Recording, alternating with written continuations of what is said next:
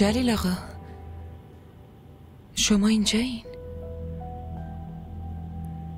آره راستش من با حمزه کاری داشتم. کار داشتی؟ این وقت شب چه کاری؟ جلیل جو حالت خوبه؟ چی شده؟ نخیر اون هنگام بلند کردن تابوت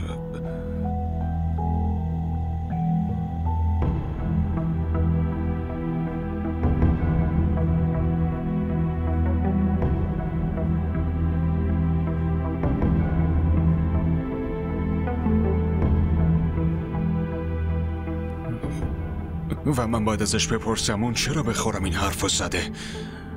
بالاخره مشکل چیه؟ آخه چی شده؟